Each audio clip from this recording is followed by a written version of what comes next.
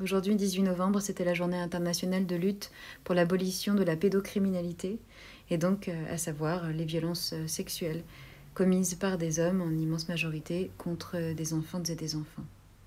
Avec des survivantes et des survivants de pédocriminalité, des militantes et des militants du Brave Movement, Be Brave France, d'Oser le féminisme par exemple, du collectif Infantisme aussi. On s'est retrouvés devant le ministère de l'économie pour faire un focus contre les cyberpédocriminalités, à savoir donc la cyberpédopornographie en ligne.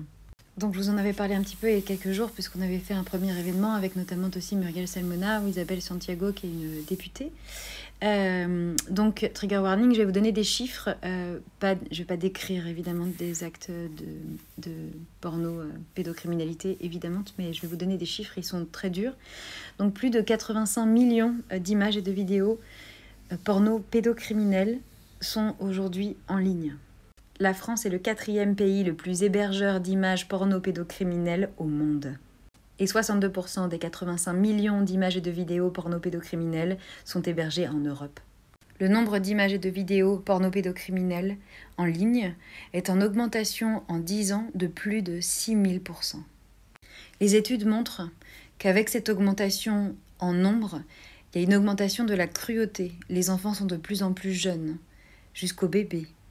Ces crimes sexuels qui touchent les filles en majorité et aussi les garçons sont massivement commis et massivement impunis sur toute la Terre. Ils sont aussi massivement consommés par donc des hommes, des pornophiles, qui sont donc aussi des pornocriminels, complices des pires atrocités. Et non, ce n'est pas rare.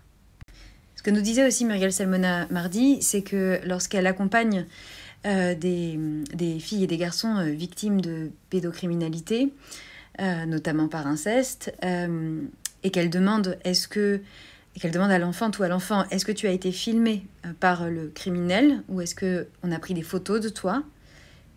À chaque fois, les enfantes et les enfants répondent oui. Alors l'Europe et la France doivent prendre leurs responsabilités. Il y a énormément de choses à faire pour que cesse l'impunité, pour revoir totalement le système de justice, pour former les professionnels, à la fois de la police, de la justice, mais aussi de l'éducation, du social, de toutes les personnes qui sont en situation de croiser, des enfantes et des enfants potentiellement victimes de violences sexuelles. Il faut aussi des grandes campagnes de prévention, une éducation à l'école.